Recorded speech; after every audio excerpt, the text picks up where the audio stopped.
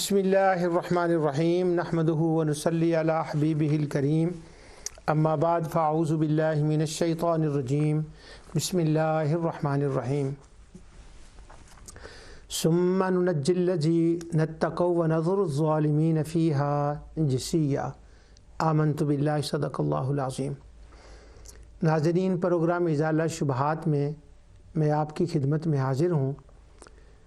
اللہ سبحانہ و تعالیٰ کے فضل و کرم سے آقا دو جہاں صلی اللہ علیہ وسلم کے وسیلے سے آپ کے سامنے میں سورہ البینہ کے متعلقات جو ہیں وہ عرض کر رہا ہوں۔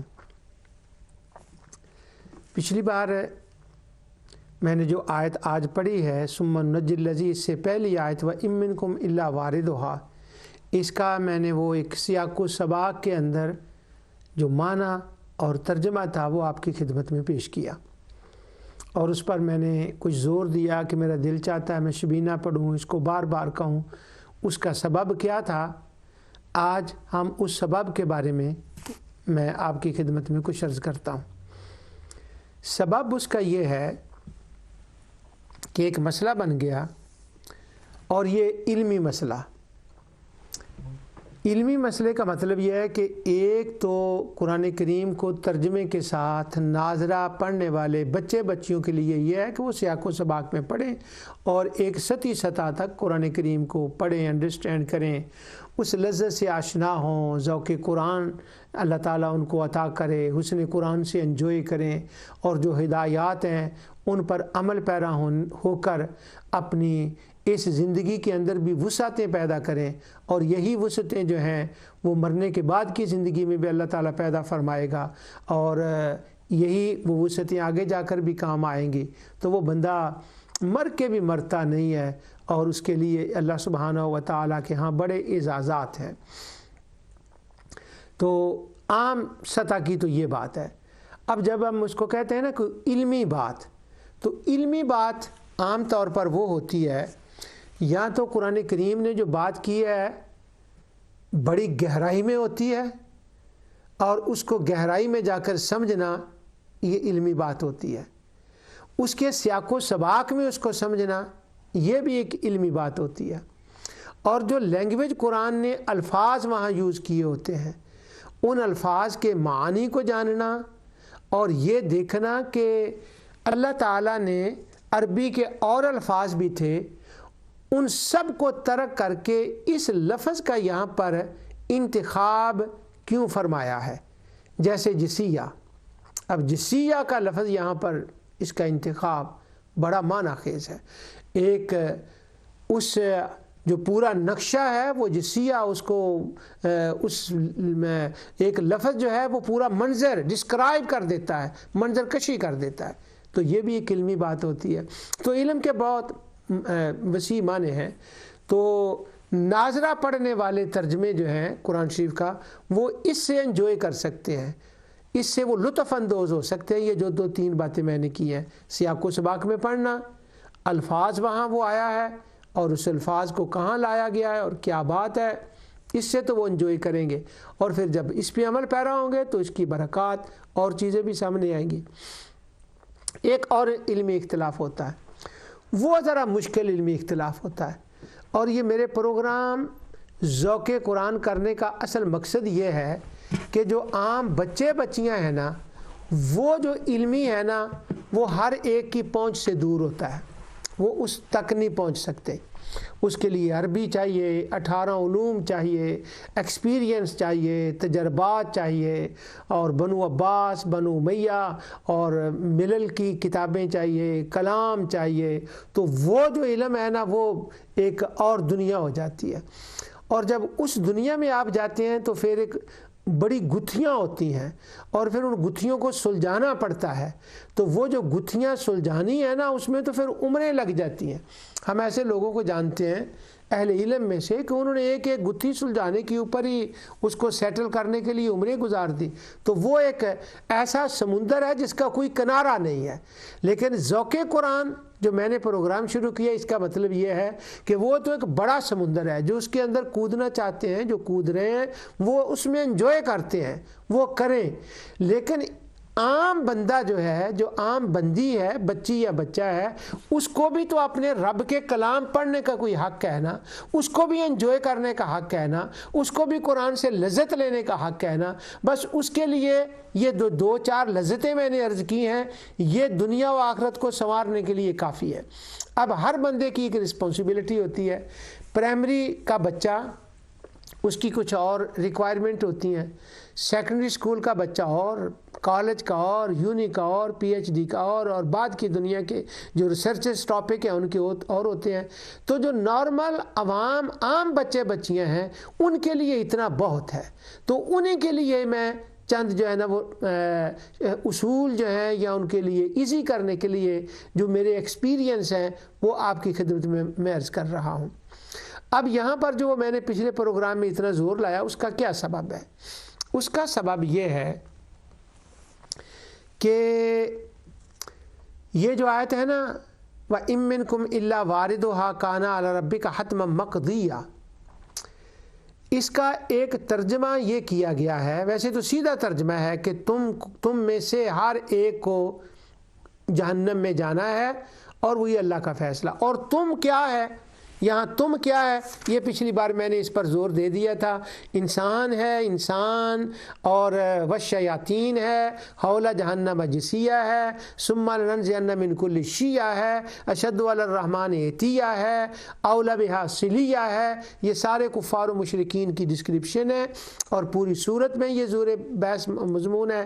اور آگے اللہ تعالیٰ نے فرمایا ان منکم الا واردھا، اے مشرکو، اے کافرو، اے عوام اور رنگ لیڈر، تم سب نے جانا ہے۔ یہ تو ہے وہ ستی۔ اب ذرا میں صرف آپ کو ایک جھلک دکھانا چاہتا ہوں کہ میں کیوں یہ کہتا ہوں کہ وہ جو 18 علوم والی اور وہ عوام کا کام نہیں، وہ اہل علم کا کام ہے، وہ کریں، اور ان کے لیے وقت بھی ہے، ان کے لیے ماحول بھی ہوتا ہے، موسم بھی ہوتا ہے، وہ کر لیتے ہیں۔ لیکن ہم جیسے جو لوگ ہیں بس ان کو ذرا سطحی طور پر ہی رہنا چاہیے اور اس پہ عمل پیرا ہو، اور اللہ تعالیٰ اسی کو قبول فرمائے، اور اللہ تعالیٰ قبول فرما کر ہمیں اس میں کامیابی عطا فرمائے۔ تو عام لوگ جو ہیں وہ ان کے لیے اتنا ہی کافی ہے، لیکن میں اس کی ایک جھلک آپ کو دینا چاہتا ہوں۔ اب یہ اختلاف کہاں سے ہوا؟ اختلاف یہاں سے شروع ہوا کہ مسئلہ یہ بنا کہ ان منکم الا واردھا کان علی ربک حتما مقضیہ، کہ تم میں سے ہر ایک وہاں ضرور جائے گا۔ تم میں سے ہر ایک، اس کا کیا معنی ہے؟ اس کا معنی یہ ہے اہل علم کا ایک گروہ اس طرف گیا، انہوں نے کہا اس کا مطلب یہ ہے کہ اب میں نے نا مجھے خمیرہ گاؤزبان کی 2 شیشیاں کھانی پڑتی ہیں، اہل علم نے بڑی علمی بات کی ہے۔ تو خمیرہ کاؤزبان، اب ہر بندہ سمجھے گا نا خمیرہ کاؤزبان یہ دل کی طاقت کے لیے، ہمارے بچپن میں ایک وہ دوائی ہوتی تھی، پتہ نہیں اب بھی ہوتی ہوگی، تو وہ مجھے 2 شیشیاں کھانی پڑیں گی اس کی۔ کہ اس آیت کا ترجمہ یہ ہے کہ اللہ تعالیٰ فرماتا ہے تم میں سے ہر ایک نے جہنم میں جانا ہے، اور تم میں سے کہ کیا مطلب ہے؟ ہر انسان نے، اور ہر انسان کا کیا مطلب ہے؟ کلو مومن کلو کافر، ہر کافر اور ہر مومن نے قیامت کے دن ایک بار جہنم میں ضرور جانا ہے، اور یہی رب کا فیصلہ ہے۔ اب پھر کیا ہوگا جب سارے جہنم میں چلے جائیں گے؟ تو اب اگلی آیت ہے کہ ثم ننجی الذین اتقوا ونذر الظالمین فیہا جثیہ، اب جو ایماندار ہیں ان کو اللہ تعالیٰ پھر جہنم سے نکال لے گا، مگر مین وائل جب تک وہ جہنم میں رہیں گے ان کے اوپر آگ کا کوئی اثر نہیں ہوگا، سزا نہیں ہوگی، لیکن جہنم میں ایک بار ان کو بہرحال جو ہے نا وہ جانا ہی پڑے گا، وہاں پر ان کو جانا پڑے گا۔ فَيَلِجَ النَّارِ إِلَّا تَحِلَّةَ الْقَسَمِ، ابھی ان الفاظ پر میں بات کرتا ہوں جس کو کہتے ہیں قسم توڑنے کے لیے، قسم پوری کرنے کے لیے، تحلت القسم، قسم پوری کرنے کے لیے مومنین کو بھی۔ یعنی اب میں اگر اولیاء اللہ کا نام لوں تو میں ایک ایک ولی کا نام لوں گا، ایک ایک صحابی کا نام لوں گا۔ حضرت عبداللہ بن عباس رضی اللہ تعالیٰ نے جب وہ نافع بن حضرت خارجی سے جو ان کا مناظرہ امام طبری نے نقل کیا، دوسروں نے بھی، تو وہاں پر وہ خود حضرت عبداللہ بن عباس کہتے ہیں میں بھی جاؤں گا وہاں پر، اور میرا خیال ہے کہ تو وہیں رہے گا اور اللہ تعالیٰ تعالیٰ مجھے وہاں سے نکال لے گا. تو یعنی وَإِن مِّنكُم کا مطلب ہے سارے کے سارے جائیں گے مگر آگ ان پر اثر نہیں کرے گی. ثُمَّ نُنَجِّي الَّذِينَ پھر ہم ان کو وہاں سے نجات دیں گے مومنین کو. وَنَذَرُ الظَّالِمِينَ فِيهَا جِثِيًّا اور جو ظالم کافر ہوں گے ان کو وہیں پر چھوڑ دیں گے. اب یہ جو بات ہے نا ثُمَّ نُنَجِّي الَّذِينَ ہم نجات دیں گے ان کو، اس کا جو پچھلے پروگرام میں نے مطلب عرض کیا تھا سیاق و سباق میں، ناظرے والوں کے لیے، اہل علم کے لیے نہیں. وہ تو ابھی اہل علم کی تو اب میں بات کرنے لگا ہوں، علمی دنیا میں تو اب ہم آ رہے ہیں. میں نے یہ عرض کیا تھا کہ نجات کا معنی یہ نہیں ہوتا کہ کسی کو اس کے اندر داخل کر کے تو پھر اس کو جو ہے نا وہ وہاں سے نکالا جائے. نہیں، نجات کا مطلب یہ ہوتا ہے کہ اس کو محفوظ کر لیا جائے اور اس کو وہاں جانے ہی نہ دیا جائے، یعنی دور سے ہی اس کو جو ہے نا محفوظ کر لیا جائے، بس یہ بھی نجات ہے. لیکن اب وہ جو اہل علم ہیں جن کی یہ رائے ہے کہ سب نے جانا، وہ کہتے ہیں نہیں جائیں گے مگر مومنین کو وہاں سے اللہ تعالیٰ نکال لے گا اور ان کو وہیں رہنے دے گا اور ان کو وہاں پر چھوڑ دیا جائے گا. اب وہ وہاں پر مومنین کیوں جہنم میں جائیں گے، صالحین کیوں جائیں گے؟ اب میری جرت نہیں پڑ رہی کہ وہ انبیاء، میں کیسے، وہ نہیں دکھانے کے لیے میں کہہ رہا ہوں کہ ان کا نعوذ باللہ وہ معنی، یعنی لفظ اس لیے میں نے کہا نا خمیرہ کا زبان کے مومنین. لیکن اب وہ اہل علم کہتے ہیں نہیں وہ جائیں گے، کیوں؟ دکھانے کے لیے، مگر ان پر آگ اثر نہیں کرے گی. اب جہاں تک دکھانے کا مسئلہ ہے اس کی ایک پہلی بات میں عرض کرتا ہوں. قبر کے اندر جب بندہ جاتا ہے تو قبر میں جانے کے وقت اس کو جہنم دکھائی جاتی ہے، اور بس دکھائی جاتی کہ یہ جہنم ہے، اگر تو مومن نہ ہوتا تو تیرا یہ ٹھکانہ ہوتا. اب اللہ نے پھر جنت دکھائی جاتی ہے کہ چونکہ تو مومن بنا ہے اب اللہ تعالیٰ نے بدل دیا ہے، اب تیرا یہ مقام ہے. تو اس نے جہنم کو دور سے دیکھ لیا. یعنی اگر دیکھنا ہی مقصود ہے تو وہ تو دیکھ لیا، تو دیکھنا تو اندر جانا اس کے لیے تو وہ ضروری نہیں ہے. یہ ویسے بائی دا وے میں عرض کر رہا ہوں، اور کچھ اہل علم جو ہے نا وہ اس طرف گئے ہیں کہ وہ اندر جانا اس کا ضروری نہیں ہے کہ وہ ضرور بندہ اندر ہی اس کے جائے. تو اب کیا ہوگا؟ اندر نہیں جائے گا تو کیا ہوگا اس کے لیے؟ اب اس کی 2-3 صورتیں ہو گئی. ایک صورت تو یہ ہوگی کہ دور کھڑے ہیں لوگ اور دور کھڑے ہیں تو وہ جہنم کو دیکھ لیں تو گویا یہ بھی وارد ہونا ہی ہو گیا ہے. اس کا معنی بھی وارد ہونا ہی ہو گیا کہ وہ وارد ہو گئے، انہوں نے دیکھ لیا کہ یہ کفار ادھر جا رہے ہیں اور بات ختم ہو گئی. اب اندر جانا شرط نہیں، انہوں نے دیکھ لیا.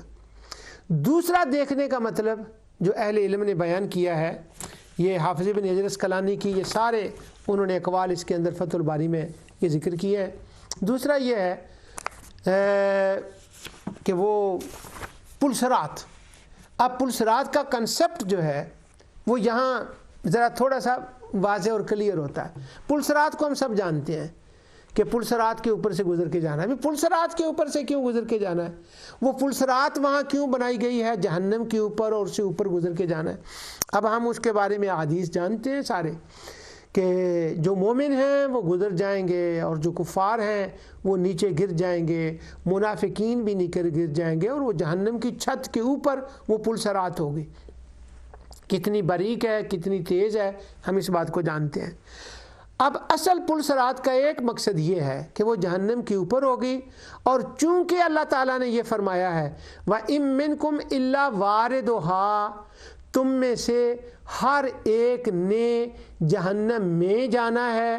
تو کچھ علماء یہ کہتے ہیں کہ جہنم کے اندر تمام مومنین جائیں گے، آگ اثر نہیں کرے گی. ثُمَّ نُنَجِّي الَّذِينَ، مگر پھر اللہ مومنین کو نکال لے گا جہنم کے اندر سے. ایک یہ اوپینین اہل علم کا ہے. اب دوسرا اوپینین اہل علم کا، وہ کہتے ہیں کہ وہ جو پلسرات بنائی گئی ہے نا، وہ بنائی اس لیے گئی ہے کہ ہر بندہ مومن، یعنی یہ جس کو اب میں یہ کہنے لگا ہوں نا، یہ ذرا تھوڑا سا ہلکی بات ہے. کہ وہ پلسرات اس لیے بنائی گئی ہے کہ یہ جو قرآن کی آیت ہے نا کہ ہر ایک نے جہنم کے اوپر وارد ہونا ہے، تو اب اللہ نے ہر ایک کو جہنم کے اوپر وارد تو کرنا ہی ہے، بھیجنا ہی ہے۔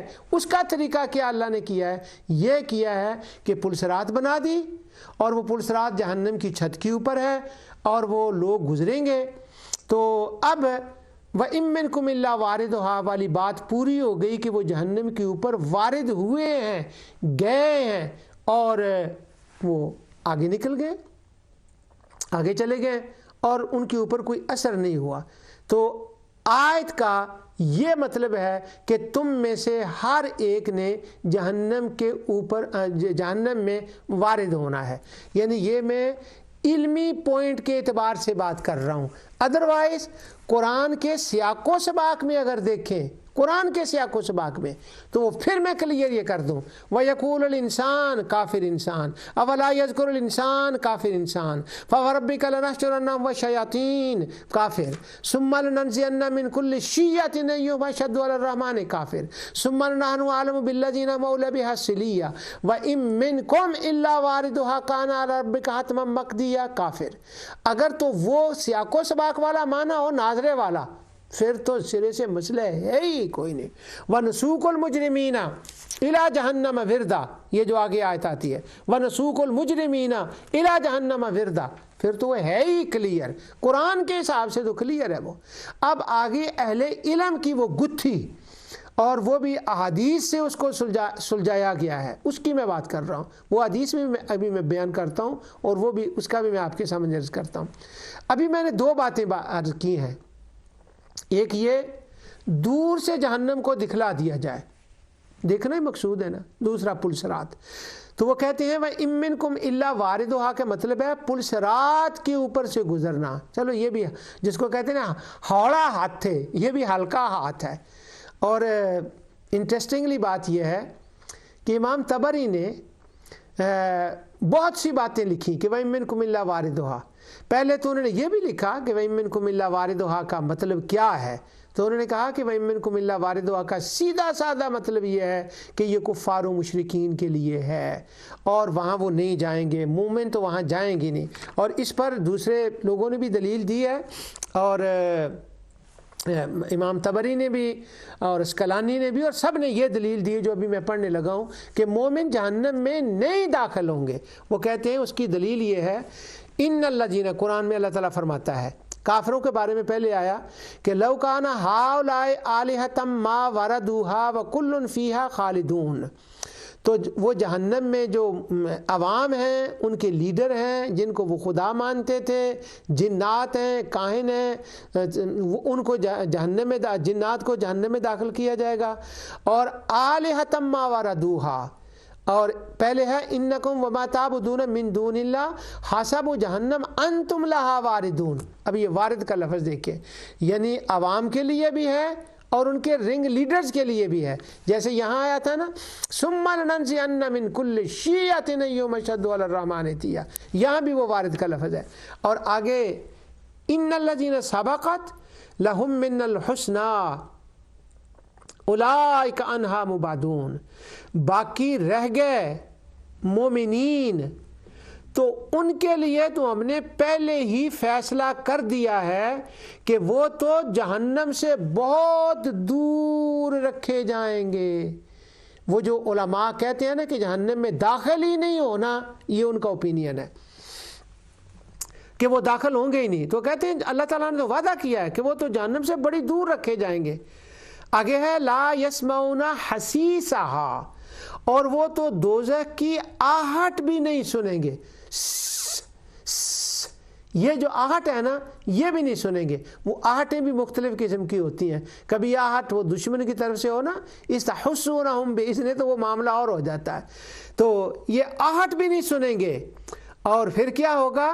وہم فی مشتہت انفسہم فیہا خالدون، وہ تو اپنی جو ان کا دل ہے ان کو من باتی چیزیں وہاں ملیں گی اور ہمیشہ وہاں رہیں گے۔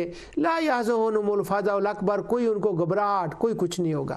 تو اب جب مومنوں کو گھبراہٹ نہیں ہوگی، کچھ نہیں ہوگا، ان کو جہنم سے دور ہی رکھا جائے گا، تو جہنم میں وَإِن مِّنكُمْ إِلَّا وَارِدُهَا، پھر ان کو وارد کرنا وہاں پر، اس کا کیا مطلب ہے؟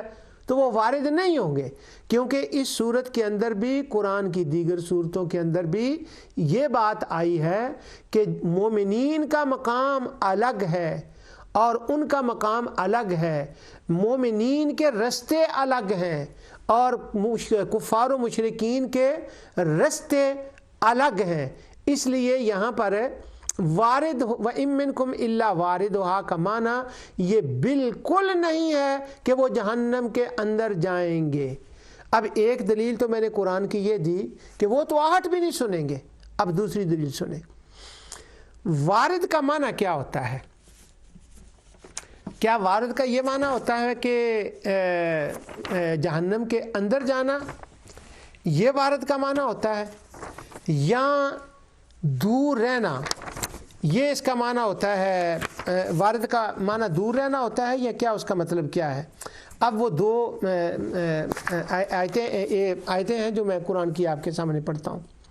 وہ دو آیتیں یہ ہیں کہ اللہ سبحانہ و تعالی فرماتا ہے سیدنا یوسف علیہ السلام کے بارے میں کہ وارد کس کو کہتے ہیں؟ قصہ یوسف، سبحان اللہ، وارد کا حسین معنی تو سورہ یوسف کے اندر اللہ تعالیٰ فرماتا ہے کہ وجات سیارۃ فارسلوا واردہم فادلی دلوہ، قافلہ گزرا کنویں کے قریب سے۔ اب وہ جو قافلے والے تھے نا، انہوں نے اپنے وارد کو بھیجا کہ تو کنویں پر جا اور پانی لا۔ اب وارد کس کو کہتے ہیں؟ کہ وہ جو کنویں پر جائے۔ یہ بھی میں آپ کو بتاتا ہوں کہ وارد کس کو کہتے ہیں، کہ جو کنویں پر جائے اس کو وارد کہتے ہیں، جو کنویں پر جائے اس کو وارد کہتے ہیں۔ اب اس کو بھیجا کہ تو پانی لا۔ اب وہاں لفظ ہے وارد کا، وجا سیارۃ فارسلوا واردہم، وارد۔ تو جب وہ گیا نا کنویں پر، پہنچا کنویں پر، پانی پر پہنچا، تو اب پانی کے اندر داخل تو نہیں ہوا تھا، وہ تو کنویں کے باہر کھڑا تھا اور اس نے تو وہ اندر بکٹ پھینکی تھی اور وہ بکٹ کے اندر سیدنا یوسف علیہ السلام بیٹھ کر آ گئے۔ تو یہاں وارد کا مطلب یہ ہوا کہ وارد کا معنی اندر داخل ہونا نہیں ہوتا، دور سے دیکھ لینا، اس طرف چلے جانا، یہ بھی ہو تو اس کا معنی بھی وارد ہونا ہی ہوتا ہے۔ وارد کا معنی فزیکلی اندر جانا نہیں ہوتا۔ دوسری، کیونکہ وہ بندہ پانی کے اندر تو نہیں داخل ہوا تھا یوسف علیہ السلام والا کہ اس نے جا کر اندر سے وہ لیا ہو کہ وہ پانی کے اندر گیا ہو۔ دوسری مثال یہی لفظ وارد سورہ قصص کے اندر اللہ سبحانہ و تعالی نے فرمایا، وہ یوں آیت ہے کہ اللہ تعالیٰ فرماتا ہے کہ موسیٰ علیہ السلام وَلَمَّا وَارَدَ مَاءَ مَدْیَنَ، کہ جب وہ مدین میں وارد ہوئے، وَلَمَّا وَارَدَ مَاءَ مَدْیَنَ وَجَدَ عَلَیْهِ أُمَّةً مِّنَ النَّاسِ يَسْقُونَ، جب وہ وارد ہوئے اس کنویں پر، اس پانی پر جہاں لوگ اپنی بکریوں کو پانی پلا رہے تھے۔ اب یہ بتائیں کہ موسیٰ علیہ السلام وہاں گئے ہیں، وارد اس کے اوپر گئے ہیں کنویں پر، تو اب جب وہ کنویں پر گئے ہیں تو وہ کنویں کے اندر تو داخل نہیں ہوئے۔ یہ میں عرض کر رہا ہوں کہ انکم وما تاب، وہ جو آیت ہے کہ وَإِن مِّنكُمْ إِلَّا وَارِدُهَا، تم میں سے ہر ایک نے وارد ہونا ہے جہنم کے اوپر۔ اگر مومنوں کے لیے بھی اس کو مان بھی لیا جائے تو تب بھی یہ معنی نہیں بنے گا کہ انہوں نے اندر داخل ہونا ہے، نہیں، پھر بھی یہ ہے وہ پل صراط سے گزر جائیں گے، دور سے دیکھ لیں گے۔ بلکہ قرآن میں وہ آتا ہے سورہ صافات کے اندر کہ جنتی جنت میں بیٹھے ہوئے ہوں گے، فَاطَّلَعَ فَرَآهُ فِي سَوَاءِ الْجَحِيمِ، تو وہ جہنمیوں کے نیچے سے دیکھ رہے ہوں گے، اور وہ جب بات کرنا چاہیں گے تو جہنمی ان سے بات بھی کر سکیں گے۔ تو یعنی یہ بھی وارد ہونا ہوا۔ اب وارد ہونا تین قسم کا ہو گیا، دور سے جہنم دکھا دی تب بھی وارد ہو گئے، پل صراط کے اوپر سے گزر گئے تب بھی وارد ہو گئے، اور اگر انہوں نے جنت میں بیٹھ کر دیکھ لیا تب بھی وارد ہو گئے. تو اب وارد کا معنی دخول کرنا کہ انہوں نے جہنم کے اندر داخل ہی ہونا ہے، یہ کیا ضروری ہے؟ یہ تو ایک بڑی وحشت سی والی بات ہے. اور وحشت والی میں ڈر کے کہہ رہا ہوں کیونکہ اس کے اوپر روایات بھی ہیں، اور وہ بھی ابھی میں آپ کی خدمت میں عرض کرتا ہوں چونکہ وہ روایات ہیں، مگر یہ ایک بڑی عجیب سی بات ہے. اور اگر وہ قرآن کے سیاق و سباق والا معنی کر لیں کہ وارد کا مطلب ہی یہاں کفار و مشرکین ہے، پھر تو بات ہی ختم ہو گئی. اب امام طبری کا میں بتا رہا تھا کہ انہوں نے ساری روایات لکھی، ساری علمی بحث کی، آخر میں جا کر ان کا جو دل اٹکا ہے، جب وہ امام طبری کسی بات کو فائنلائز کرنا چاہتے ہیں نا کہ میرا پوائنٹ آف ویو کیا ہے، میں کس بات کو مانتا ہوں، تو ہم اس کو کہتے ہیں طبری کا اولا. ان کے نزدیک اولا کیا ہے، ان کے نزدیک مختار کیا ہے. تو انہوں نے باتیں وہ ساری لکھی ہیں، جہنم کے اندر جانے کا، وہ حضرت عبداللہ بن عباس کا نافع بن ازرق کے ساتھ جو مناظرہ ہے اس کا بھی ذکر کیا، عبداللہ بن مسعود کی روایتیں، حضرت جابر کی روایتیں ساری کی ہیں. مگر امام طبری کا دل یہ نہیں چاہ رہا تھا کہ میں ہر ایک کو جہنم کے اندر داخل کروں اور پھر یہ کہوں ان کو آگ تو نہیں جلائے گی مگر جہنم میں ضرور جائیں گے، پر ثم ننجی الذی، پر اللہ تعالیٰ پھر ان کو اس مصیبت سے نجات دے دے گا. تو امام طبری کا جو مختار ہے نا، جو انہوں نے کہا اولا ہے، اولا کا معنی بڑا مشکل ہے. بس یہ میں کہوں کہ امام طبری کہتے ہیں وہ جیڑی گل دل نو لگ دیے جنہوں کوئی مننے بھی، یہ وہ بات کرنا چاہتے ہیں. تو امام طبری کہتے ہیں یہ جو پلسرات والی بات ہے نا کہ انہوں نے جہنم کے اوپر سے گزرنا ہے، یہ بات زیادہ میک سینس کرتی ہے. یہی اولا ہے، یہی میرا مختار ہے، اسی پہ میرا دل جمتا ہے. اب اگر امام طبری کا دل اس پر جمتا ہے تو ہم بھی اپنا دل جما لیں تو اس میں کوئی، یہ ہماری بھی جرت ہوگی تو یہ کوئی بڑی بات نہیں ہوگی. اب میں عرض یہ کرنا چاہ رہا ہوں جو ناظرہ بچے بچیاں قرآن پڑھنے والے ہیں کہ جب آپ اس دنیا میں آئیں گے تو آپ کو کہاں کہاں جانا پڑے گا، اور اگر سیدھا قرآن کو اس میں پڑھیں اور اس کی ایک لذت سے آشنا ہو تو وہ اتنی بات بہت ہوگی. تو وَإِن مِّنكُمْ إِلَّا وَارِدُهَا، تم میں سے ہر ایک نے وارد ہونا ہے کہ جہنم کے اندر جانا ہے. اس کے لیے یہ ساری باتیں جو ہے نا وہ آئی ہیں. اب اس کے لیے چونکہ یہ مسئلہ بڑا مشکل تھا تو اگرچہ اس کے اوپر مرفوع روایتیں بھی لائی گئی ہیں مگر جس کو کہتے ہیں نا دل نہیں سی ماندہ پیا، پھر بھی محدثین نے اس کے اوپر ایک دوسری حدیث کے روایتیں اس کے مقابلے میں آئی ہیں. وہ یہ ہے، حافظ ابن حجر نے ساری روایتوں کو اکٹھا کیا ہے، دوسرے دیگر شارحین نے، مفسرین نے بھی اکٹھا کیا ہے کہ یہ جو وارد ہونا ہے جہنم کے اندر اس کا مطلب کیا ہے. ایک اس کا مطلب یہ ہے کہ دنیا کے اندر جو لوگوں کو بخار ہوتا ہے، یعنی شاید اس کو آپ کو ہنسی بھی آئے، نہیں آنی چاہیے، میں بھی بے ساختہ سا ہو گیا ہوں. کہتے ہیں کہ یہ جو اللہ تعالیٰ نے فرمایا ہے نا وَإِن مِّنكُمْ إِلَّا وَارِدُهَا كَانَ عَلَىٰ رَبِّكَ حَتْمًا مَّقْضِيًّا، کہ تم میں سے ہر مومن نے جہنم جانا ہے. اس کا ایک مطلب یہ بنتا ہے کہ دنیا کے اندر جو بندوں کو بخار آتا ہے نا تو بخار ہوتا ہے گرم، اور گرمی ہوتی ہے جہنم سے. تو اور اس کے لیے وہ حدیثیں ہیں ساری کہ جہنم سے گرمی ہے، وہ سانس لیتا ہے تو اس سے وہ جو گرمی نکلتی ہے اس سے بندہ بیمار ہوتا ہے.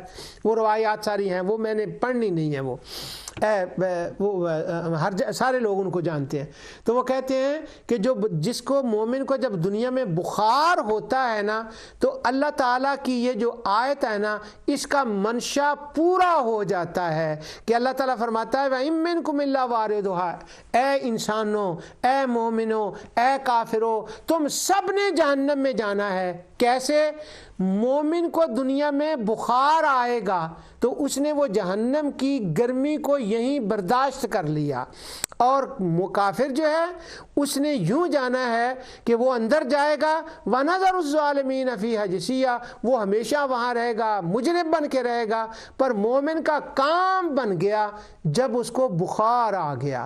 تو وَإِن مِّنكُمْ إِلَّا وَارِدُهَا کا مطلب ہے دنیا میں گرمی سے بخار آنا، اور وہ گرمی وہ جو جہنم کی آگ سے گرمی آتی ہے. تو اس آیت کا اطلاق اور منشا ہر اس مومن کے لیے پورا ہو جاتا ہے جو دنیا میں بخار جس کو آ جاتا ہے. یہ بھی ذرا میں روک رہا ہوں، حافظ ابن حجر اس کو بڑا پسند کرتے ہیں عسقلانی، وہ کہتے ہیں زبردست، یہ بات تو دل کو لگتی ہے، یعنی اچھی بات ہے۔ وہ چار جو دوسری توجیحات ہیں نا کہ ان کو دور سے دکھایا جائے گا یا پل صراط کے اوپر سے گزارا جائے گا، وہ کہتے ہیں یہ حدیثیں تو صحیح ہیں، لیکن یہ بات بھی بڑی دل کو لگتی ہے کہ وَإِن مِّنكُمْ إِلَّا وَارِدُهَا کا مطلب یہ ہے کہ ان کو بخار دنیا میں آ جائے گا۔ اب دیکھیں، اب جائیں علم کی دنیا میں، ہر ایک نے جہنم میں جانا ہے۔ اب ہر ایک میں جانے کا کیا مطلب ہے؟ ہر ایک جہنم میں جائے گا، رہے گا، مگر آگ اثر نہیں کرے گی، اللہ ان کو نجات دے کے باہر لے آئے گا، کافر وہاں رہیں گے۔ یہ مطلب ہے ہر ایک جہنم میں جائے گا۔ دوسرا، پل صراط کے اوپر سے گزر جائیں گے تو جہنم کے اوپر وارد ہو گئے، اس آیت کا منشا پورا ہو گیا۔ دور سے دیکھ لیں گے، منشا پورا ہو گیا۔ اور آخری، دنیا میں بخار آ گیا، آیت کا منشا پورا ہو گیا۔ یہ تو چار ہیں، ایک پانچواں اگر ساتھ میں لا لیں تو وہ یہ بنے گا کہ قرآن کے سیاق و سباق میں اگر چلے جائیں تو وہ پل صراط کے مقصود کچھ اور ہیں، جہنم مومنوں کو دکھانا اس کے مقصود کچھ اور ہیں، وہ احادیث میں جو آئے ہیں وہ الگ ایشو ہیں۔ وہ پل صراط کے اوپر سے بھی گزرنا ہے، جنتیوں کی جہنم سے باتیں بھی ہوں گی، جنتیوں کو دکھایا جائے گا کہ تم پر اللہ کا یہ کرم ہے، اگر ایماندار نہ ہوتے تو یہ سزا ہوتی، یہ ساری باتیں ہوں گی۔ مگر وَإِن مِّنكُمْ إِلَّا وَارِدُهَا کا یہ مطلب نہیں ہے۔ وَإِن مِّنكُمْ إِلَّا وَارِدُهَا کے مطلب یہ جو آیت ہے اس کا مطلب صرف یہ ہے کہ اس کے اندر کفار و مشرکین نے وارد ہونا ہے، اور وارد ہونے کا معنی اندر جانا نہیں ہوتا۔ ہاں یہی لفظ ہے، جب کفار و مشرکین کے لیے آئے گا تو اس کا معنی جہنم کے اندر داخل ہونا ہوگا، اور یہ آیت تو سیاق و سباق میں ہے ہی کفار و مشرکین کے لیے، مومنین کا تو یہاں سرے سے تذکرہ ہے ہی نہیں ہے، مگر پھر اس کو جو ہے نا وہ ہم کہہ رہے ہیں کہ نہیں ایسے ہے۔ اب وہ ایک وارد کی آیت اور دیکھیں کہ کفار و مشرکین کے لیے کیا ہے۔ اللہ تعالیٰ فرماتا ہے وَلَقَدْ أَرْسَلْنَا مُوسَىٰ بِآيَاتِنَا وَسُلْطَانٍ مُّبِينٍ إِلَىٰ فِرْعَوْنَ وَمَلَئِهِ فَاتَّبَعُوا أَمْرَ فِرْعَوْنَ وَمَا أَمْرُ فِرْعَوْنَ بِرَشِيدٍ يَقْدُمُ قَوْمَهُ يَوْمَ الْقِيَامَةِ فَأَوْرَدَهُمُ النَّارَ وَبِئْسَ الْوِرْدُ الْمَوْرُودُ۔ کیا یہ فرعون، اس کے سردار، اس کی قوم، وہ کافر قیامت کے دن اپنی قوم کا پیش رو ہو کر، وہ لیڈر بن کر، وہ ثُمَّ لَنَنزِعَنَّ مِن كُلِّ شِيَعَةٍ کی تفسیر ہو رہی ہے، وہ قوم کا لیڈر بنے گا، لیڈروں کو پہلے بنایا جائے گا، ان کو دوزخ میں کھڑا کیا جائے گا، وہ بہت ہی بری گھاٹ ہے جس پر لا کر کھڑا کیا جائے گا۔ بڑا اچھا یہ لفظ یوز ہو گیا ہے، اس کا وہ گھاٹ ہے۔ یہ مشرکین کفار کے لیے جب ہوگا تو مانا ہوگا انہوں نے اندر داخل ہونا ہے، اور مومنین کے لیے قرآن میں تو ویسے ہی نہیں ہے ہی نہیں ہے یہاں پر کہ وہ اس کے اندر جو ہے نا وہ داخل ہوں گے، یہ تو کفار و مشرکین کے لیے۔ اور ہاں ان کو نظارہ کرایا جانا، دکھایا جانا، یہ احادیث میں ہے، وہ حدیث صحیح ہے، وہ مفسرین کے اوپینین بھی صحیح ہے، مگر اس آیت کے ساتھ ان سب کو جوڑ دینا، یہ بات جو ہے نا یہ ذرا مشکل بات ہے۔ اب ورد کا جو لفظ ہے نا یہ کیا ہے؟ درجنوں لغتیں ہیں جن میں یہ بات لکھی ہے، میں صرف زبیدی کا عبارت پڑھتا ہوں آپ کے سامنے۔ وہ ورد کا مطلب کیا کرتے ہیں؟ کہتے ہیں الاشراف علی الماء وغیرہ دخل ہو او لم یدخلو۔ کہتے ہیں جو وارد لفظ ہوتا ہے اس کا معنی ہوتا ہے گھاٹ۔ یہ میں نے اس لیے کہا تھا کہ وہ اچھا لفظ ترجمے میں اس نے یوز کر دیا، جن کا میں ترجمہ ہمیشہ پڑھا کرتا ہوں۔ اس کا معنی الورد کا انہوں نے کیا ہے الاشراف، اور الاشراف کس کو کہتے ہیں؟ کنویں کے باہر جب ہم پانی نکالتے ہیں نا تو وہ پانی ڈالتے ہیں جانوروں کے لیے، تو وہ کنویں کے اوپر پیاسے جانور جاتے ہیں تو وہ گھاٹ ہوتی ہے، اس پر ان کو لے جایا جاتا ہے۔ تو اب جو مشرک ہیں وہ ہوں گے پیاسے، وَنُسُوقُ الْمُجْرِمِينَ إِلَىٰ جَهَنَّمَ وِرْدًا۔ تو اب مشرکوں کافروں کے لیے جب ورد کا لفظ وارد ہونے کا معنی ہے تو ان کا مطلب ان کے لیے وہ وارد کا لفظ اس لیے آیا ہے کہ وہ پانی تھا، پانی کی گھاٹ ہے وہاں پر، وہ پیاسے ہوں گے، وہ جہنم کی گھاٹ پر لے جایا جائے گا، پھر جہنم کے اندر داخل کیا جائے گا۔ اور قرآن کریم میں سینکڑوں آیات ہیں کہ جن کے اندر ہے کہ وہ جہنم میں داخل کیے جائیں گے، جہنم میں جائیں گے، تو ان کے لیے تو ہے ہی جہنم، اور اس آیت کے اندر بھی جہنم ہی کا لفظ ہے، تو لہٰذا وارد کا معنی جب ان کے لیے آئے گا تو وہ ضروری ہوگا، مگر جب مومن کے لیے وارد کا لفظ آئے گا۔ اب انہوں نے جو وارد کا لفظ کیا ہے نا، وہ کہتے ہیں وہ گھاٹ جو پانی کے اندر ہے اس کو ورد کہتے ہیں، اور کہتے ہیں داخلہ او لم يدخلہ، تو زبیدی کہتے ہیں یہ ضروری نہیں ہے کہ بندہ اس کے اندر داخل ہی ہو، نہیں، داخل ہو یا نہ ہو، اگر وہ گھاٹ پر جو کنویں کے باہر ہوتی ہے نا، اگر وہاں چلا جائے تو وارد کا لفظ کا معنی پورا ہو جاتا ہے۔ آگے زبیدی نے اس پر بحث کی ہے، وہ کہتے ہیں وَإِن مِّنكُمْ إِلَّا وَارِدُهَا كَانَ عَلَى رَبِّكَ حَتْمًا مَّقْضِيًّا، اگر کسی نے ضرور ماننا ہی ہے کہ مومنوں نے جہنم کے اندر جانا ہی جانا ہے اور وہاں پر ان کو اوپر آخری اثر نہیں کرنا، تو وہ اگر یوں کہہ لینا کہ وہ چلے جائیں گے الورد علی الاشراف علی الماء، کہ وہ جو گھاٹی ہے نا وہاں پر چلے جائیں گے، جہنم کو دیکھ لیں گے، تو داخل ہونا ضروری نہیں ہوتا، تب بھی انہوں نے جہنم کو دیکھ لیا، پھر اللہ ان کو اپنے اصلی ٹھکانے کی طرف لے جائے گا، اور ان کا اصل ٹھکانہ کیا ہے؟ لا یسمعون فیہا حسیسہا، ان کو تو سی کی آواز بھی وہاں پر نہیں آئے گی۔ تو اس کا مطلب یہ ہوا کہ وارد کا مطلب اندر داخل ہونا مومنین کے لیے نہیں ہے، اور جیسے کہ پھر انہوں نے یہ دلیلیں بھی دی ہے کہ وَجَاءَ رَجُلٌ وَلَمَّا وَرَدَ مَاءَ مَدْیَنَ، کہ وہ موسیٰ علیہ السلام جب وارد ہوئے ہیں اور اس مقام پر، تو وہ پانی کے اندر تو داخل نہیں ہوئے تھے، وہاں صرف وارد ہوئے تھے، تو یہ وارد کا معنی ہے۔ اب یہ دیکھیں کہ مجھے کہاں کہاں سے جس کو کہتے ہیں نا پھر پھرا کے وہ آنا پڑ رہا ہے۔ اب چونکہ یہ روایات آ گئی ہیں احادیث کے اندر، اس لیے اصل میں ان روایات کا محل اپنی جگہ بالکل درست ہے، مگر جب اس آیت کی تفسیر میں ان کو لے آئیں تو پھر اہل علم کا میدان آ جاتا ہے، پھر وہ اہل علم ہیں جو اس بات پر بات کرتے ہیں، روایات لاتے ہیں، لغت کا معنی، یہ جو بھی ان کے اوپینین ہے، وہ بخار کا وارد کا معنی کر دیں، وہ بڑے لوگوں کی پھر بڑی باتیں ہوتی ہیں۔ میں حافظ ابن حجر کا یہ دیکھ رہا تھا کہ حافظ ابن حجر، میں سوچ رہا تھا کہ وہ نہ کسی نتیجے پر پہنچیں گے کہ وہ کہیں گے کہ میرا جو مختار ہے نا وہ یہ ہے، تو لیکن 3 صفحے حافظ ابن حجر اسقلانی نے اس روایت کے اوپر لکھے ہیں، یہ وارد والی میں۔ وہ روایت کیا ہے وہ میں بھی پڑھ کر آپ کو بتاتا ہوں، لیکن تینوں میں اقوال روایات کے اندر داخل ہونا ہے وہ انہوں نے بیان کر دیے ہیں، اور یہ بھی کہہ دیا کہ وہ پلسرات والی بات بھی ٹھیک ہے، اور پھر یہ بھی کہہ دیا کہ کالا معنی الاشراف علیہا، ہاں وہ گھاٹی پر بھی چلے جائیں تو معنی پھر بھی پورا ہو جاتا ہے۔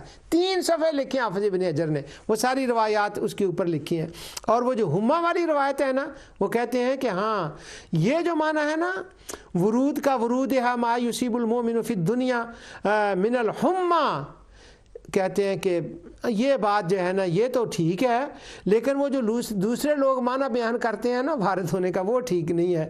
آگے پھر انہوں نے اس پر بہت بات کی۔ اب حافظ ابن حجر نے اس پر اتنا کیوں لکھا، یہ کیا مسئلہ ہوا؟ ایک تو عالم ہے، وہ روایات آتی ہیں، اب میں وہ بات آپ کو بتاتا ہوں کہ یہ کیا مسئلہ ہوا ہے۔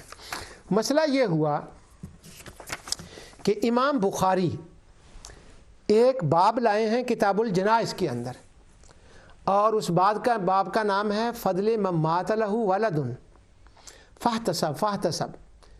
اس کے اندر ایک روایتیں وہ لائے ہیں، مختلف روایتیں، بڑی باریک سی بات ہے، اور یہ میری دنیا کی ایک بات بھی ہے۔ اب یوں سمجھیں کہ میں 2 منٹ کے لیے 2-3 منٹ کے لیے اپنی دنیا میں آ رہا ہوں۔ اب وہ جو باب ہے نا اس کے اندر جو حدیث لائے ہیں ان کا خلاصہ یہ ہے کہ آقا دو جہاں صلی اللہ علیہ وسلم تشریف فرما تھے، معلوم یوں ہوتا ہے کہ عورتیں ہی بیٹھی ہوئی تھیں، آپ عورتوں سے خطاب فرما رہے تھے، اور عورتوں کو آپ نے گفتگو فرمانے کے لیے دن دیا تھا، غالباً وہی دن ہوگا۔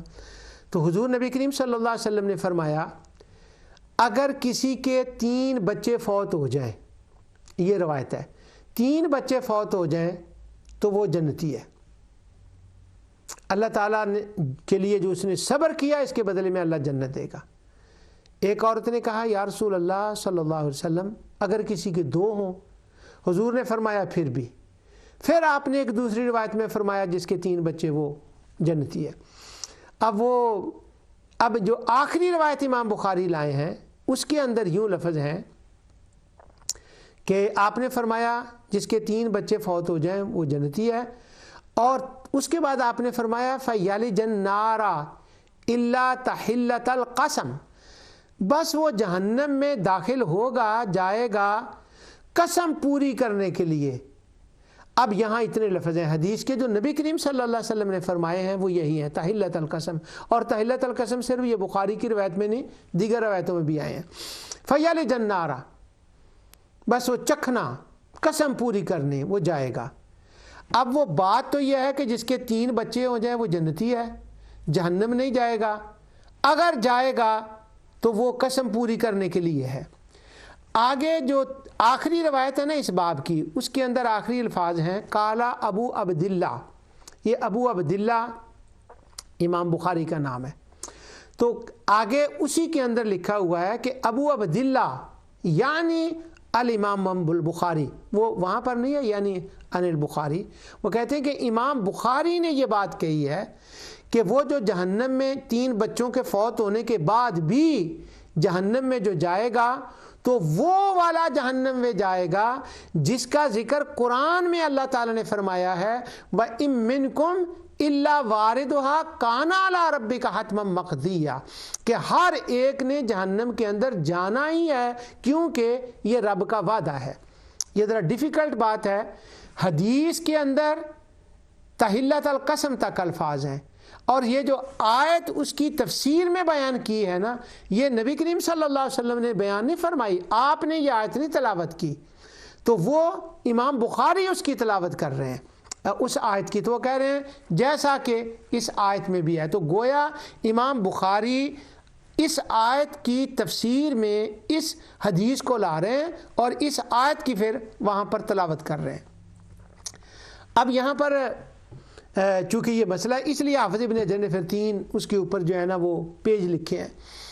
وہ ایک دوسرا مسئلہ ہے کہ کیا ہے یہاں پر ایک انٹرسٹنگ بات جو میری دنیا کی ہے وہ میں آپ کو بتانے لگا ہوں، وہ یہ ہے کہ ایک ہے حدیث اور وہ کسی اور واقعہ کے لیے ہوتی ہے، اور پھر وہ روایت کو اگر قرآن کی کسی آیت کی تفسیر میں بیان کر دے یہ مفسر کا کام ہوتا ہے۔ تو یہ اس آیت کی تفسیر جو بیان کی ہے یہ امام بخاری نے بیان کی ہے۔ اب یہاں پر ایک اور انٹرسٹنگ بات وہ یہ حافظ ابن حجر اور امام عینی نے یہ بات لکھی ہے، وہ کہتے ہیں کہ بخاری کے ہیں 4 نسخے، اوریجنل کاپیز جو بخاری کی ہیں، جو اوریجنل بخاری کی کاپی ہیں وہ ہیں 4، اور وہ چاروں کے 4 راوی ہیں۔ وہ اصل میں تو محمد بن فربری ہیں جو امام فربری ہیں وہ روایت کرتے ہیں، ان سے آگے ان کے 4 شاگرد روایت کرتے ہیں۔ اب جو 3 شاگرد روایت کرتے ہیں نا ان میں ایک ابو الحیثم ہیں جن کو کشم ہنی کہا جاتا ہے، کشم ہن یہ وہاں وہ ازبکستان کا علاقہ ہو، وہاں کوئی گاؤں تھا، تو اس میں وہ امام فربری کے شاگرد ہیں۔ اب یہ جو امام بخاری کے جو پوتا شاگرد ہیں جنہوں نے امام بخاری کو روایت کیا ہے، یعنی ان کے پاس وہ نسخہ انہوں نے اس کو رائٹ کیا ہے، امام فربری نے ان کو املا کرائی ہے۔ یہ کسی وقت بات میں کروں گا کہ کس نے کس کو املا کرائی ہے، بس ابھی چلتے ہوئے یہ کہہ دیں امام فربری نے ان کو بخاری بتائی ہے امام کشم ہنی کو، اور یہ جو امام کشم ہنی ہے نا ان سے جو آگے بخاری ہے، جو صحیح ترین 4 نسخوں میں سے ایک نسخہ بخاری کا ہے جو ہم پڑھتے ہیں، جو ہمارے پاس بخاری ہے، جس کے اوپر حافظ ابن حجر نے شرح لکھی ہے، جس کے اوپر امام عینی نے شرح لکھی ہے، اس نسخے کی میں بات کر رہا ہوں، اور یہ سند عالی والا نسخہ ہے جس کو یہ کہا محدثین کہتے ہیں۔ اب جو کشم ہنی سے جس نے اس کو روایت کیا ہے وہ ایک محدثہ، فاضلہ، عالمہ، صالحہ، شائخہ، مسندہ، کاتبہ، ام الکرام ہے۔ امام ذہبی کے یہ الفاظ میں پڑھ رہا ہوں سیر و اعلام النبلاء سے۔ وہ کہتے ہیں یہ جو بخاری ہمارے پاس ہے، سن لو، یہ ایک عورت، ایک لڑکی اتنی بڑی عالمہ تھی، اتنی بڑی محدثہ تھی، یہ اس نے اس بخاری کو روایت کیا ہے۔ جہاں بخاری کے روایت کرنے میں بندوں کا بڑا حصہ ہے، میل کا حصہ ہے، جڑوں کا حصہ ہے، وہاں ایک اللہ کی بندی ام الکرام اس کا نام، اور اس کا نام ہے کریمہ بنت احمد المروزیہ۔ امام حافظ ابن حجر نے بھی لکھا، اور بہت سے ابن حجر کہہ رہا ہوں، علامہ ذہبی نے، دیگر محدثین نے بھی اس کا ذکر کیا ہے۔ کہتے ہیں یہ بہت بڑی عالمہ محدثہ تھی۔ آپ پوری دنیا جو سند عالی کے ساتھ، یہ سمانی نے بھی کہا ہے، دیگر ابن اسیر نے بھی کہا کہ جو سند عالی والی بخاری جو دنیا پڑھ رہی ہے، یہ کریمہ کی لکھی ہوئی بخاری ہے، اس کو کریمہ نے روایت کیا ہے، یہ کریمہ بنت احمد المروزیہ کی روایت ہے۔ اور وہ کہتے ہیں یہ کثیر الفہم تھی، ان کا یہ معاملات کو انڈرسٹینڈ کرتی تھی، بڑا کمال حافظہ تھا ان کا۔ اور آگے کہتے ہیں کہ مجاورہ الحرم، یہ حرم کی مجاورہ تھیں، اور انہوں نے شادی نہیں کی تھی، بس بخاری کے پڑھنے پڑھانے میں عمر صرف کر دی، اور ان کے والد ان کو مسجد اقصیٰ لے کر گئے، پھر یہ حرم کی مجاور بن گئیں، مکے کے اندر رہیں، اللہ نے ان کو 100 سال عمر دی، اور انہوں نے بخاری پڑھتے پڑھاتے عمر اپنی بسر کر دی، اس لیے ان کے پاس بخاری کی عالی سند تھی۔ علامہ ذہبی کہتے ہیں کہ خطیب بغدادی نے کئی لوگوں سے بخاری پڑھی، کئی سے لیا، مگر وہ حج پر گئے، اور ان کا ارادہ یہ تھا کہ میں حج بھی کروں گا، اور اس فاضلہ، محدثہ، صالحہ، شیخہ، مسندہ، کاتبہ، ام الکرام، کثیر الفہمہ و فراست، حرم کی مجاورہ کریمہ سے میں جا کر بخاری پڑھتا ہوں۔ تو پھر خطیب بغدادی گئے اور انہوں نے جا کر ان سے بخاری پڑھی۔ امام سمانی، انہوں نے ان سے بخاری پڑھی، اور امام سمانی کہتے ہیں میرے والد کہا کرتے تھے حل رآ انسان مصر الکریمہ، او میرے پترا دنیا پر دے محدثین ویکھے نہیں، 10 کو کریمہ ورگی محدثہ بھی ویکھی ہو۔ یہ تھی محدثہ کریمہ۔ یہ ہماری بیٹیوں کو، ہماری بچیوں کو یہ انکرج کرنے کے لیے میں بات کہہ رہا ہوں کہ دنیا بخاری پڑھ رہی ہے، وہ کریمہ بنت احمد المروزیہ کی ہے، اور اس بخاری کو پڑھ رہے ہیں، اور خطیب بغدادی جیسا بندہ۔ اور ابن علی ایک بہت بڑے صوفی محدث ہیں، وہ کہتے ہیں جس سال مکے میں ان کا وصال ہوا نا، ان کا کریمہ کا، جب ان کا وصال ہوا تو ان کے وصال کا نام جو اس سال کا نام تھا نا، وہ ان کے نام پر پڑ گیا کہ یہ وہ سال ہے جس میں کریمہ نے دنیا کو چھوڑا۔ 100 سال کی عمر پائی ہے کریمہ نے، اور ان کی سند عالی ہے، اور محدثین ان کے پاس جاتے تھے۔ اور ان کی سند عالی کا کیا مطلب ہے؟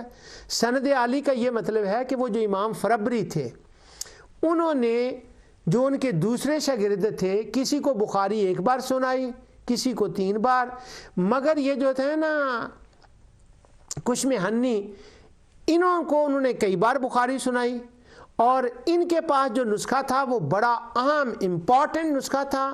کشمہنی کے پاس ان کا نسخہ دوسرے نسخوں کے ساتھ جب وہ ماسٹر کاپی کے ساتھ ملایا جاتا ہے تو اس کو افضلیت حاصل ہوتی ہے۔ علامہ سامعانی کتاب الانصاب کے اندر لکھا ہے، ان کے ترجمے میں، کشمہنی کے ترجمے میں لکھا ہے کہ مشرق و مغرب کے اندر جو بخاری کا مداول نسخہ جو ہے، جس کو دنیا پڑھ رہی ہے، وہ یہی امام ابو الحسن کشمہنی کا نسخہ ہے، اور وہی وہ نسخہ ہے جس کو یہ صالحہ کریمہ روایت کر رہی ہیں۔ اتنی بڑی بڑی عالمہ اور محدثہ عورتیں گزری ہیں۔ ہماری بیٹیوں کے لیے یہ ایک لمحہ فکریہ ہے، کہاں گئی ہیں وہ کریمہ، کہاں ہیں وہ محدثات؟ اب تو کیمبرج سے کتاب آ گئی ہے محدثات کے اوپر، تو یہ روایت کرتی ہیں۔ اب میرا اس کے ساتھ کیا تعلق ہے؟ وہ یہ تعلق ہے کہ جو روایت کی گئی ہے نا کہ امام بخاری نے وہ 3 بچے فوت ہو جائیں، وہ صرف تحلت القسم کے لیے قسم پوری کرنے کے لیے جائے گا۔ اور امام بخاری نے اس کے بعد آیت پڑھی ہے، وہ جو بخاری کے 4 نسخے ہیں، ابن حجر اور امام عینی کہتے ہیں 3 نسخوں میں یہ بات نہیں ہے کہ امام بخاری نے تحلت القسم کہہ کے آیت پڑھی ہو وَإِن مِّنكُمْ إِلَّا وَارِدُهَا، یہ صرف اس نسخے میں ہے جس کو روایت کیا ہے فاضلہ محدثہ شیخہ مسندہ کاتبہ ام الکرام نے۔ جو وہ نسخہ ہے نا بخاری کا، اس کے اندر یہ ہے کہ امام بخاری نے اس حدیث کے بعد اس آیت کو پڑھا، تو یہ کریمہ جو ہیں انہوں نے بخاری کے اس نسخے کے اندر اس بات کو لکھا کہ امام بخاری یہ آیت پڑھا کرتے تھے، اس لیے یہ آیت پڑھنے والا نسخہ صرف وہ نسخہ ہے جو کریمہ کا نسخہ ہے۔ امام عینی نے بھی اس بات کا ذکر کیا، امام ابن حجر اسقلانی نے بھی اس بات کا ذکر کیا، تو وہ کہتے ہیں کہ وہ جو اصل ہے اس کی یہ وہ نسخہ ہے میرے سامنے، امام ابن حجر اسقلانی کہتے ہیں جس کے اوپر وہ 3 پیج لکھ رہے ہیں، کہتے ہیں یہ وہ نسخہ ہے کہ جو میرے سامنے کریمہ کا نسخہ ہے، کہ جو کریمہ والا نسخہ ہے نا اس کے اندر یہ بات آئی ہے کہ اصل والا جو کریمہ کا نسخہ ہے اس میں امام بخاری کا تذکرہ ہے کہ انہوں نے آیت پڑھی۔ اب وہ 3 بندے، میں مردوں کی انسلٹ نہیں کر رہا، کہ 3 مرد ایک طرف ہیں جن کے نسخے ہیں بخاری کے، ان میں یہ الفاظ نہیں ہیں، اس کا مطلب یہ ہوا کہ بچیوں کی ذہانت اس قدر بلا کی ہوتی ہے کہ وہ چھوٹی سی چھوٹی بات کو بھی نوٹ کر لیتی ہیں۔ امام بخاری کا یہ جو فہم ہے، ان کی جو تفسیر ہے اس آیت کی، کہ اس حدیث کو اس آیت کی تفسیر میں لانا، یہ جو اس کو نقل کیا ہے یہ اس کریمہ نے کیا ہے۔ 100 سال عمر، حرم کی مجاورہ، پوری دنیا سے آ کر لوگ ان کے پاس بخاری اور حدیث پڑھتے ہیں، اور خطیب بغدادی جیسا محدث جو ہے وہ ان کے پاس جاتا ہے۔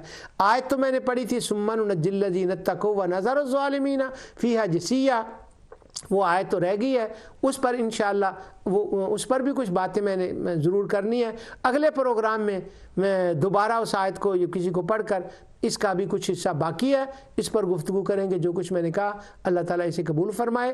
وما علیہ الا البلاغ۔